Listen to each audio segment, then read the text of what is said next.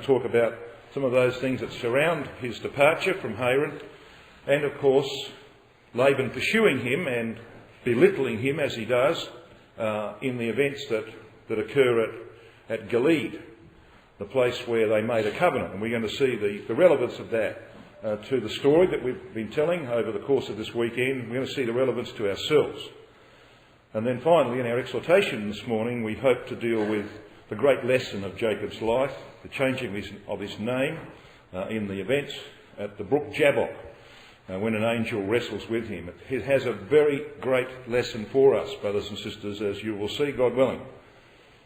And so, in our studies yesterday, we got to Genesis chapter 31, and we saw that Bethel was remembered by Jacob. And we looked at some of those verses there. I just want to highlight them again, because the point that's being made here, brothers and sisters, is that when Jacob had learned to hate what he saw in Laban, and of course his wages have just been changed 10 times in 6 years, when he had finally thrown away his rods, as we considered at the end of chapter 30, putting no reliance or confidence in his own ability to solve his problems, God said, right, you can go home.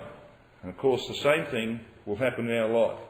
When we finally put our trust and confidence in our God, when we are conscious of the presence of his angels, we're going to see that Jacob is going to meet those angels he hasn't seen for 40 years.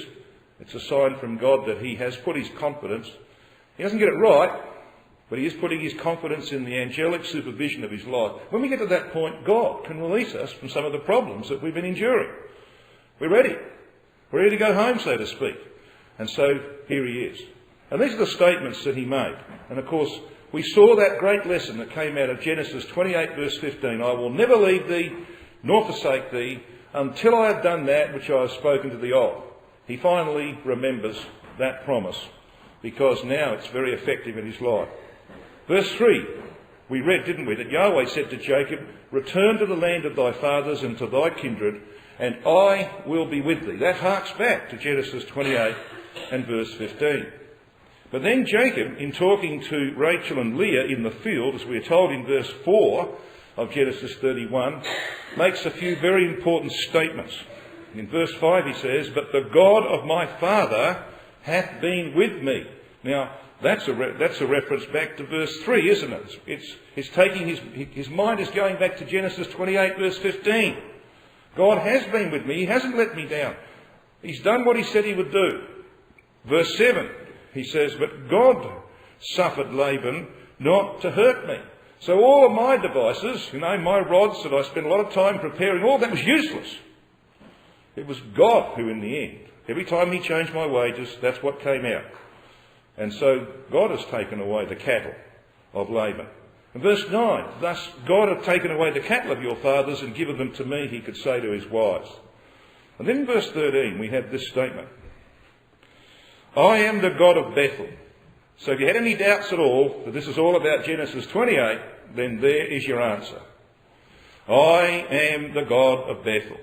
Well, he takes Jacob right back to that promise that was made in Genesis 28 verse 15. Where thou anointest a pillar, and where thou vowest a vow unto me. Now arise, get thee out from this land, and return unto the land of thy kindred. And Rachel and Leah said, let's go. Our father has taken all that belonged to us. We have nothing. Let's go. But of course, it wasn't quite that simple, because Rachel had a plan. Of course, Laban wouldn't want them to go, and so Jacob had to sneak away. Verse 17, then Jacob rose up and set his sons and his wives upon camels, and he carried away all his cattle and all his goods which he had gotten, the cattle of his getting, which he had gotten and paid in a ram, for to go to Isaac his father in the land of Canaan. And he did this when Laban was shearing his sheep. See verse 19, Laban went to shear his sheep, and Rachel had stolen the images that were her father's. Now these images, these teraphim as they are going to play a very important part in the story from now on. So what were teraphim? Well, the discoveries at a place called Nusa, southeast of Nineveh near modern Kirkuk, in 1925 to 1941, have yielded several thousand cuneiform tablets illustrating such patriarchal customs as the teraphim referred to here. The latter are known to have been household deities, the possession of which implied family leadership. In the case of the married daughter, they assured the husband the right to the property of her father. So you can begin to see the way that Rachel's mind was working. Now these teraphim are little images that sat up on the mantelpiece over the fireplace. And they were there as a testimony to, certain things. They actually were title deeds. They were really title deeds. Because Unger goes on to say this in his Bible handbook. Since Laban evidently had sons of his own when Jacob left for Canaan, they alone had the right to their father's gods. Accordingly, Rachel's stealing the teraphim was a serious offence, aimed at preserving for her husband the chief title to Laban's estate. So that's why Laban chases after Jacob. That's why we're going to read the next portion of Genesis 31. That's why there's a tangle at Jabesh Gilead. We're going to see the issues that arise. These teraphim were not just simply deities or gods. That was a very minor role that they played. Very, very minor role, especially in Laban's family. They were the title deeds to his property. And if you had them, you could claim his property. So that's why Rachel took them. She said out in the field, didn't she? Our father has taken all that belonged to us. See, verse 14. Rachel and Leah answered and said unto him, Is there yet any portion or inheritance for us in our father's house? Verse 16. For all the riches which God hath taken from our father, that is ours, and our children's. You see, so they felt as though they had been hard done by. Certainly Rachel felt she'd been hard done by Laban, her father. And so she steals his teraphim to secure possession of his title deeds. Well, it's going to go on from there, of course, isn't it? Now, what we have in the record from Genesis 17 to verse 42 is Jacob's final struggle with the Syrian. And this wrestling, you might say, with the Syrian is going to precede the wrestling of Jacob with the angel in Genesis 32. So Laban, finding out, of course, that he's been duped, that his images, his teraphim have been stolen, he chases after Jacob. And verse 23 tells us that. He took his brethren with him, pursued after him 7 days' journey, and they overtook him in the Mount Gilead. And God came to Laban the Syrian in a dream by night, and said unto him, Take heed that thou speak not to Jacob either good or bad. Now you may have the same margin in your Bible that I have in mine. It says, Do not speak from good to bad. Now that's how human beings operate, don't they? You will have had the experience, someone, who's about to give you the axe. It might be that you've been, sacked from your job, or you're about to be sacked from your job. And then they invite you into their office and, they shake hands and say, How are you today? Right? Sit down and, have a cup of tea. And then they hand you a pink slip and get the security to escort you out. You've had that experience? Well, I know brethren who have. So that's going from good to bad. That's using deceptive methods. And so God knows that Laban intends evil for Jacob and his family. What Laban probably was going to do was to kill Jacob, take back his daughters and all the children, and, of course, find his teraphim and return home.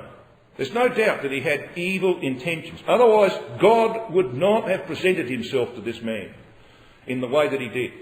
He intervenes to ensure that Jacob survives this terrible incident. In verses 25 to 42, we find Laban catches up with Jacob and he interrogates him. He's very angry. He's very suspicious. He is fully convicted that Jacob was the one who stole his teraphim, that Jacob has got his hands on Laban's title deeds, and he's not about to let that happen. In verse 30, we find that he belittles Jacob. Have a look at verse 30 of Genesis 31. In fact, he admits in verse 29, it's in the power, the word is ale, it was in the might of my hand to do you hurt. Yes, he meant to kill him, or at least send him away severely dealt with. But the God of your father spake unto me yesternight, saying, Take heed that thou speak not from good to bad. And now, though thou wouldest needs be gone, because thou sore longest after thy father's house, yet wherefore hast thou stolen my teraphim? Now you see what he's doing here? If he can't injure him physically, then he's going to injure him in another way. He's going to insult him. He's going to belittle him. He's saying to Jacob, you know, you want to go home to mummy and daddy, don't you? You know? You want to go back to mummy and daddy. Belittling him. Well, he's been away for 40 years, hasn't he? That's long enough. His mother's dead anyway. He's only got a living father. So, he's belittling him. But he does worse than that. You come down to verse 33. So see, Jacob says, his retort to Laban is, well look, if you find these teraphim, he's so confident that they're not in the camp. You find these teraphim, the person who's got them should die. He doesn't know that Rachel's got them. His favourite wife. He wouldn't say that, would he, if he suspected Rachel had them? The person deserved to die. So Laban then proceeds to search. I want you to notice something. This is very, very curious, this verse. Note the order of the search, because it's an index to Laban's character. It says in verse 33, And Laban went into Jacob's tent, and into Leah's tent, and into the two maidservants' tents, but he found them not. Then went he out of Leah's tent, and entered into Rachel's tent. Now let me illustrate that to you. Here is an illustration of what the tent encampment might have looked like. So we've got Jacob up here. We have the maidservants next door because they've got to do some work. We have Rachel, his favourite wife, next, and we have Leah down the end. All right? So let's just say that that's the way that the camp is set out. So Laban searched for the teraphim. What does he do first? Well, he's suspicious of Jacob. He believes Jacob's got these teraphim. Can you imagine what he would have done in that area of the tent? Well, we know what he did, because Jacob tells us what he did. Look at verse 37 of Genesis 31. Whereas thou hast searched all my stuff, what hast thou found of all thy household stuff? Set it here before my brethren and thy brethren, that they may judge betwixt us both. Now, that phrase there, searched all my stuff, Rotherham translates it, now that thou hast felt about among all my goods. So, Laban went through everything. He went through his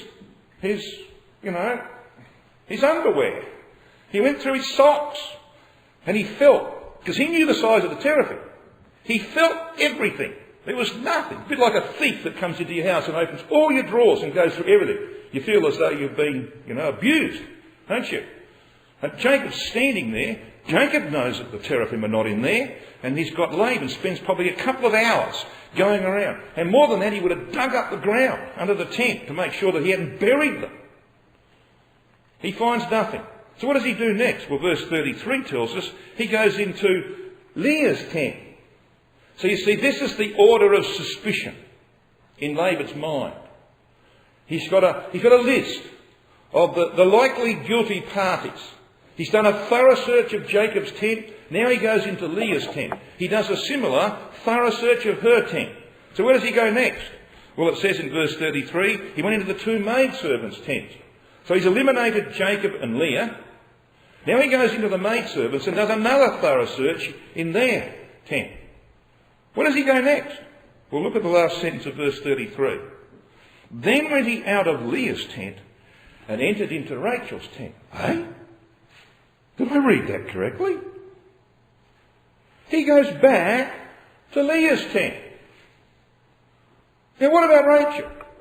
Who would you be most suspicious of? Come on, if you had a list of people who could have taken the teraphim, who would you have been most suspicious of? Well, Rachel would have been on top of my list. Wouldn't it? Wouldn't she? Of course she would. So what are we being told here, brothers and sisters? We're being told something about Laban's character. And there's a lesson for us to learn out of this. This is the man that Jacob could say to his wives, your father's deceived me a multitude of times, and yet I've never let him down. He's never found me to be anything but trustworthy. Did you see what he said back in the early part of Genesis 31?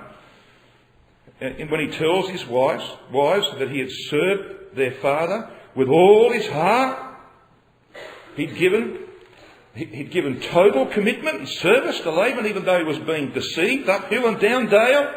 Yes, brethren, it doesn't matter whether you have a bad boss.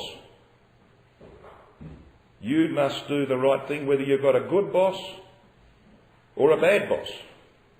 You've got a boss that deceives you? Serve him like you would serve God. That's what Paul says, isn't it? Serve him like you would serve God. Well, Jacob had done that. He had good cause to say, well, look, why would I want to bother serving this fellow? He's deceiving me and robbing me every second day. Well, he was not serving Laban.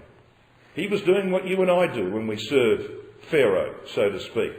We're actually serving God and Christ. And the way we approach our work out there in the world is extremely important for the maintenance of the righteousness of God, because they'll look at you and say, he's a Christadelphian, she's a Christadelphian. And if you don't do what we are required to do, then guess what happens? The name of God, the truth, is denigrated. We should be known, like Joseph was known, to be diligent. Whether we were in the house of Potiphar or in the deepest dungeon of Egypt, it does not matter. You get in there and do your absolute best as though you're working for God. Now, that's a very important principle. And so Jacob stands, and he's a little bit miffed by what Laban is doing here. You've gone through and searched all my stuff. He knows he's honest. And he's confident that he will not find a teraphim. So when he's gone back to Leah's tent, and he searches through there again, it must have tweaked to him when he's in the maid's tent. Well, I didn't look in that box or whatever. So he's gone back and had another look at Leah. He's suspicious of her. He has no suspicion at all that Rachel is the one. So when he comes into Rachel's tent, look what happens here. Genesis chapter 31, verse 34. Now Rachel had taken the teraphim and put them in the camel's furniture, it's a saddle, and sat upon them. They used to have a box, but they would sit on top of the camel. And that made riding a camel relatively comfortable, if that's possible. But this box was like a saddle, and there was obviously a vacant area underneath. Now, if you wanted to hide something in your tent, wouldn't that be the most obvious place to put it? Yeah. Does he look there? No. Why not? Well, she makes a lame excuse. Let's read on. Laban, verse 34, searched all the tent but found them not. And Rachel said to her father, don't let it displease you, Dad. I cannot rise up before thee because, the custom of women is upon me. Come on. If your daughter said that to you, would you be deceived by that? No. I'd give her a kick in the backside and say, get off that saddle. I want to look under there. Wouldn't you? Well, he doesn't do it. Why not? Well, learn this about human nature, brothers and sisters. Learn this. It is one of the problems we have. We never, ever see wrongdoing in people who are identical to ourselves. That's the lesson. Rachel was a carbon copy of her father Laban. No question about that. And he could not see in her any problem because she was too much like him. Now, think about your own raising of children. And if you're honest with yourself, the children in your family, most like yourself, I'll guarantee you're slightly easier on them. That's the way human nature works. Unless, of course, the truth dominates. If flesh enters into the scene, that's the way it will be. But if the truth dominates, then you'll have an even hand in the way you treat your children. But he didn't have that. He makes a perfunctory search. He accepts a lame excuse. And Rachel, of course, has got the teraphim. She's sitting on them. Well, the story goes on. And Jacob has his say in verses 38 through to 41. In those verses he says, verse 38, This 20 years have I been with thee, thy ewes and thy she-goats have not cast their young, and the rams of thy flock have I not eaten. That which was torn of the beasts, I brought it not unto thee, I bear the loss of it. Of my hand didst thou require it, whether stolen by day or stolen by night. That wasn't the common practice, but that's what Laban did, and Jacob accepted. He was being ripped off by his master. Just accepted it. Got on with the job. And it wasn't an easy job. Look at verse 40. Thus I was in the day the drought consumed me, so it was hot, bitterly hot in the Syrian sun. I've been there, I know that. And frost by night. As soon as the sun goes down, it's the exact opposite. It's minus something in the nights. You're covered in frost. So he says, my sleep departed from mine eyes. Thus have I been 20 years in thy house. I served thee 14 years for thy 2 daughters, and 6 years for thy cattle, and you've changed my wages 10 times in that last 6 years. So you see, Jacob puts his case. Now, the question is, was he in Haran for 20 years or 40 years? And of course, it all revolves around this section of verses, doesn't it? I want to give you 3 proofs that he was there for 40 years. Not that this is not the end of the world if we don't agree on this matter, but I want to give you the proofs so that you can go away with something to think about. 40 is the number of probation, by the way, and Jacob was in Haran to be purged of the Syrian. So was he 57 or 77 when he arrived in Haran? Now you can work back with Jacob's life. You know what the age he died, 147. You know the age he went to Egypt, 130, and so on. So you can work back in his life. So you know the latter dates of his life. That's not in dispute. So if he was there in Haran for 20 years, then he had to be 77 when he left Beersheba. If he was there for 40 years, then he was 57. So was it 57 or 77 when he left home? Well, the facts are these. Jacob was 15 on the death of Abraham, as we saw yesterday. At that time, Ishmael was 89. Ishmael died when Jacob was 63. Let me get that right. Ishmael died when Jacob was 63. I want to show you the verse that illustrates this. Genesis 28 verse 9. Let's have a look at Genesis 28 verse 9.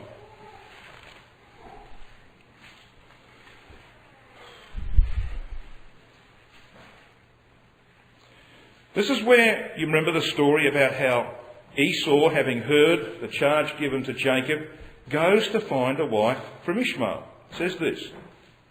Then went Esau unto Ishmael, and took unto the wives which he had Mahalath, the daughter of Ishmael, Abraham's son. So is Ishmael alive, or is he not alive? Well, it says he went to Ishmael, doesn't it? So when I read that, I read that Ishmael is alive at that time. True? Well, Ishmael died when Jacob was 63. So you see, Jacob could not have been 77 when he left, because this incident occurs when he left to go to Haran. When he left, Esau went to Ishmael. So if Jacob's 77, I'm sorry, Ishmael was dead. Because Ishmael died when Jacob and Esau were 63. So it has to be 57. There's no other way of understanding that. So there's the first indication, the first proof. And here's the second one. There are 2 verses important here, but the word that is used to start these verses is the same. Genesis chapter 31, verse 38. We read, this 20 years. That refers to the time that Jacob spent as a friend, as a son-in-law, in the house of Laban after he had already served 14 years for his 2 wives. But then we got verse 41. Thus have I been 20 years in thy house. I served thee 14 years for thy 2 daughters, and 6 years for thy cattle. This refers to the time that he spends labouring for his wives and the cattle. So this is how it works out. He worked for Rachel 7 years. For Leah, 7 years. He sojourned as a friend. This section, this 20 years, was here, in the middle. And then, when he wanted to go home, Laban said, no, you nominate your wages. And so he worked for 6 years to finish off his service. A total of 40. Now the word that is used here twice is this word Z. See it up there? Z-E-H.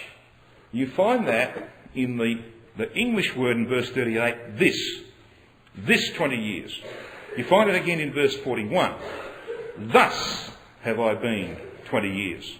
So the this of verse 38 and the thus in the Hebrew of verse 41 is the same Hebrew word. And this is what Clark has to say in his commentary. Now the 20 concurrent years of neighbourly assistance and the disjointed 20 of covenant service seem both of them distinguished in the history itself. For upon Laban's pursuit of Jacob he mentions 20 years twice, which two sets of 20, if really different, make 40. Each mention of the 20 years is introduced with the word Z, which word, when repeated, is used by way of distinction, as when we say in our parlance, this and that, or that one and the other, the one and the other. Now that's how we speak, isn't it? You want to point out two distinct things? That, this and that. That's how the Hebrew word is used throughout the Old Testament. It is there to make a distinction. So when this word precedes the two references to 20 years, it's telling us there were two distinct periods of 20 years. Well then, that's the second proof. Now, by this stage, and I've done this many times, by this stage I'm looking out at the audience and there are people saying, oh yeah, okay, maybe. Well, now comes the sledgehammer. All right? Number 3. So if you're doubters, think about this. All right? Here it comes. Why 20 years has got to be too short? Jacob had no children until at least the 8th year that he was in Haran. True? He had to work 7 years for Rachel.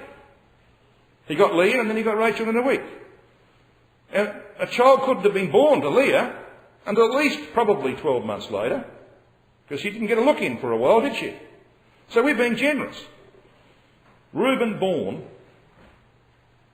maybe the 8th year that he's in Haran. Agreed? It's got to be that way. So Reuben, the eldest, would have been 12 years of age on re-entry to the land of Canaan. This is the son of Jacob who went in to Bilhah, Rachel's maid. He probably would have been about 16 when that happened. Well, it can happen. 16-year-olds can get into trouble, can't they? I don't think so. Simeon and Levi, who came after Reuben, murdered the men of Shechem. They would have been about 11 and 10 years of age. Well, I've seen 11 and 10-year-olds wielding sticks and trying to hit each other over the head. But I doubt whether 11 and 10-year-olds could butcher 300 or 400 men. True?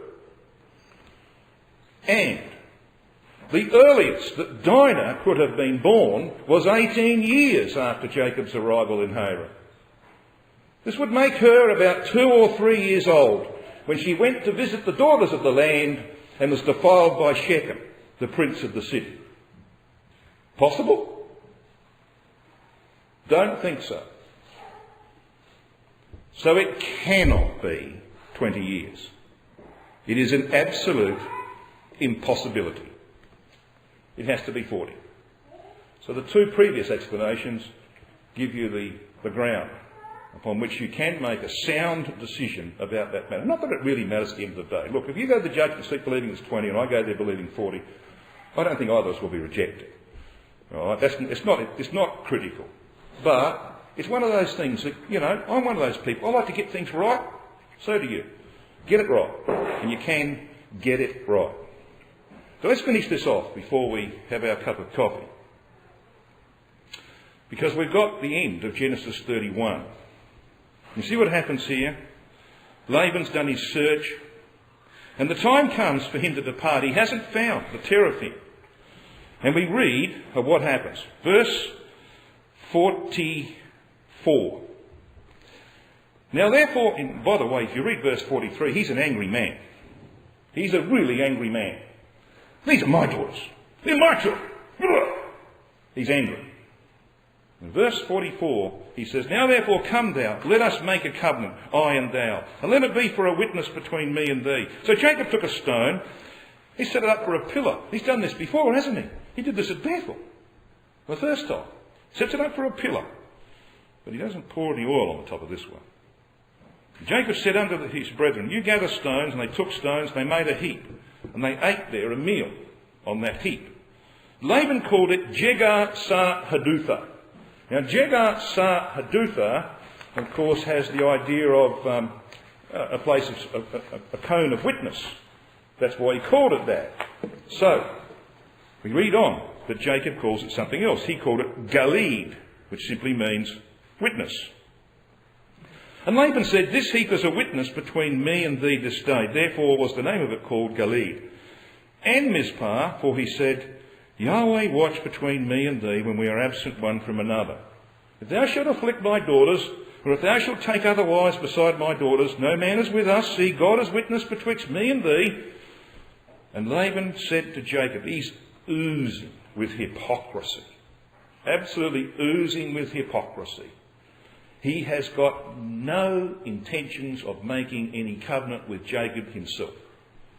He is only interested in getting out of Jacob's mouth a binding covenant that will stop Jacob coming across that point with the teraphim to claim Laban's property. There's only one thing in his mind: preservation of his materialism. That's what he's got in mind. Verse 52. "This heap be witness, that this pillar be witness, that I will not pass over this heap to thee, and that thou shalt not pass over this heap and this pillar unto me for harm." Don't you dare bring the teraphim back, Jacob. Don't you dare. And he says this, verse 53, "The God of Abraham and the God of Nahor, the God of their father, judge betwixt us." So that's what Laban said. He calls upon the God of Abraham and the God of Nahor and the God of their father. But look what the next sentence says in verse 53. "And Jacob sware by the fear of his father Isaac." Now think about this. Here we've got this hypocrite, this materialistic man who's only interested in preserving his goods from possible attack from Jacob. And we've got a man who served him all his days for 40 years with honesty and integrity because he feared God.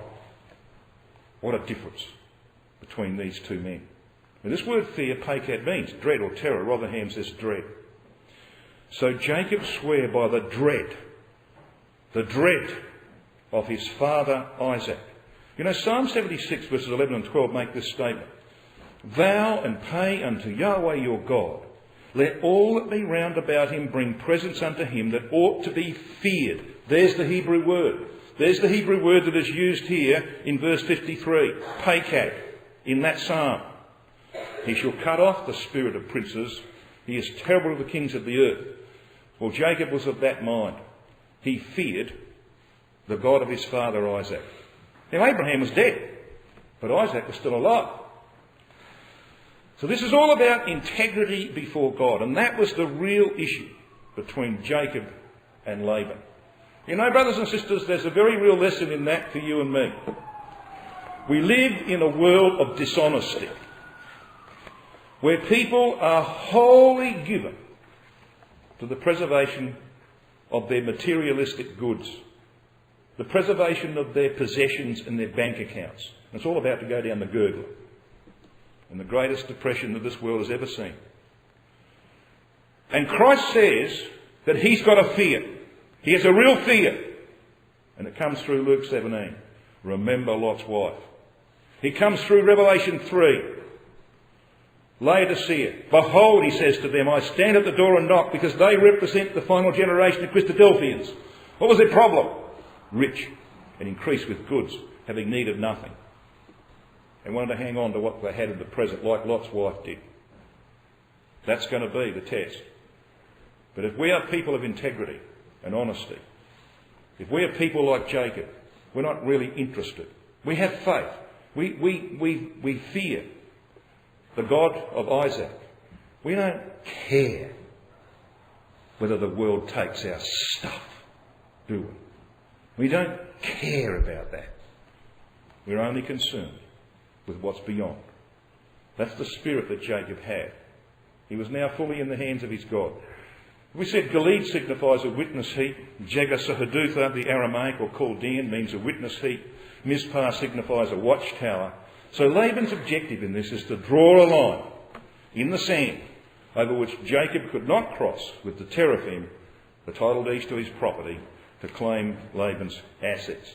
So finally now, in the last few minutes of our session here this morning, I want to just have a brief look at a couple of the things that arise out of the early part of Genesis 32. Because we read at the end of verse 55 of Genesis 31 that early in the morning Laban rose up, he kissed his sons and his daughters, he blessed them, and Laban departed and returned unto his place. Yes, his place was Syria. That's where he belonged. What it says in the next verse. Chapter 32, verse 1. And Jacob went on his way. Yes, he's going back to the land of promise. And guess what happens? As soon as Laban's departed from him, he sees the angels that he saw at Bethel. He hasn't seen them for 40 years. 40 long years.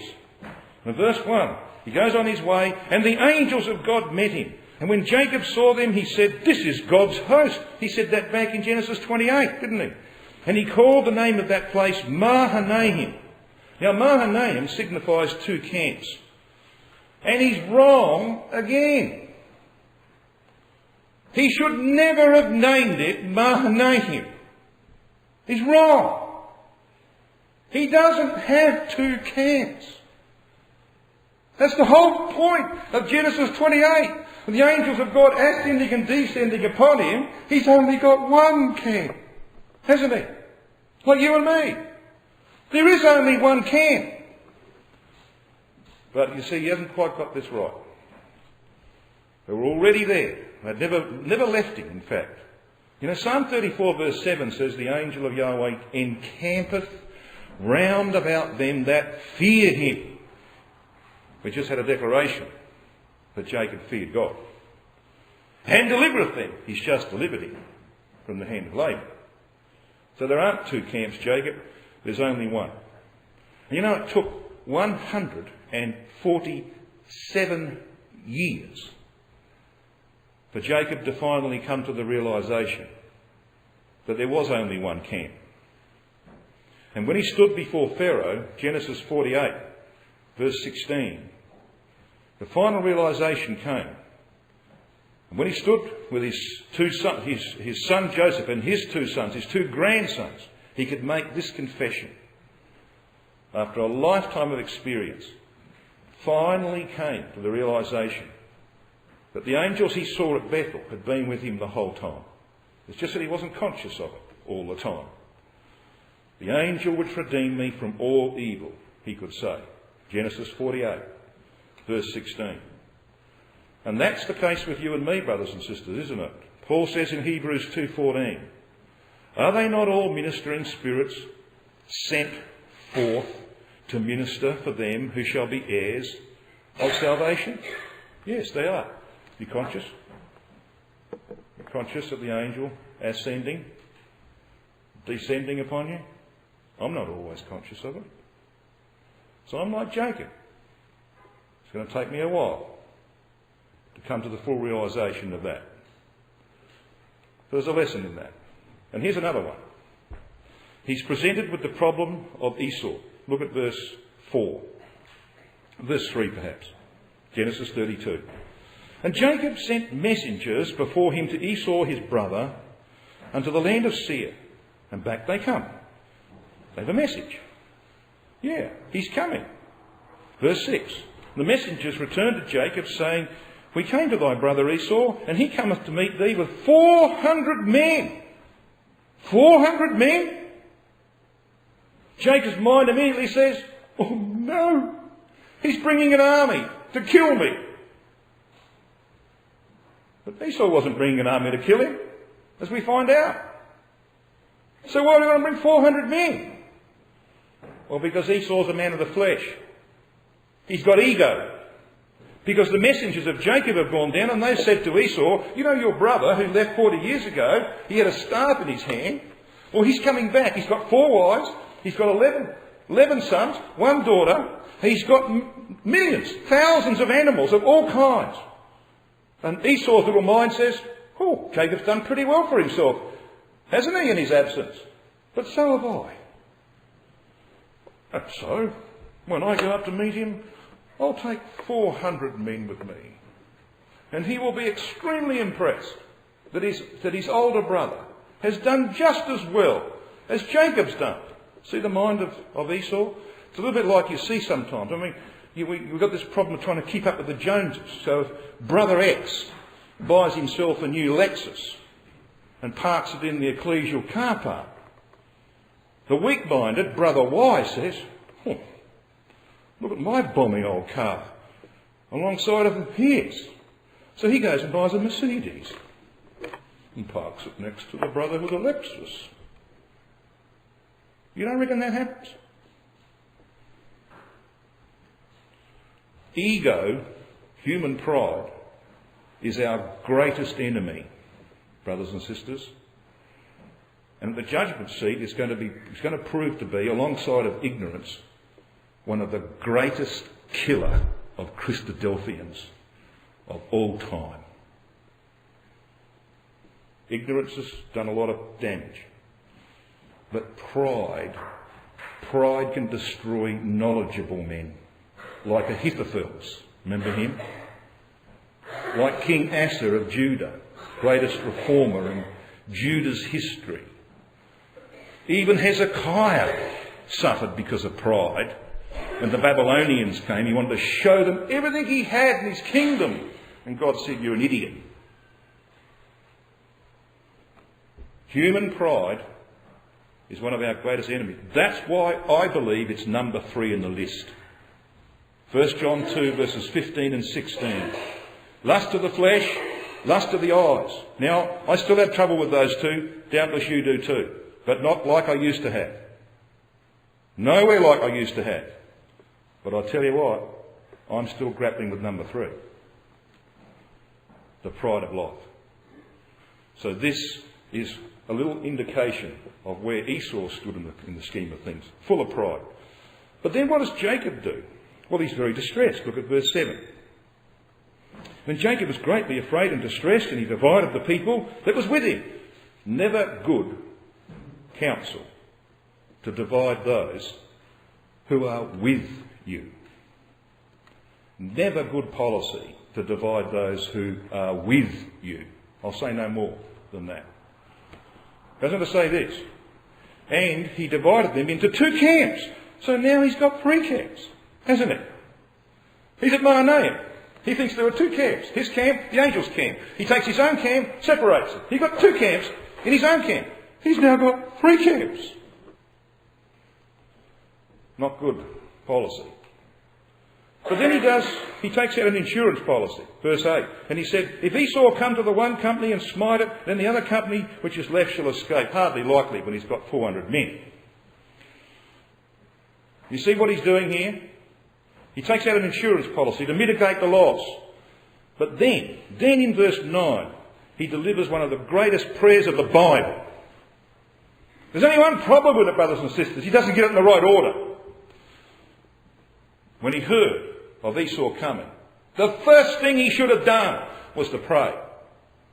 And then he might have had a bit more sense in what he did thereafter. But he didn't pray. When the crisis came, he did not pray. He used his own machinations, his own mind, to save himself from his own predicament. Now, we wouldn't be like this, would we? We'd never take out insurance policies and then pray.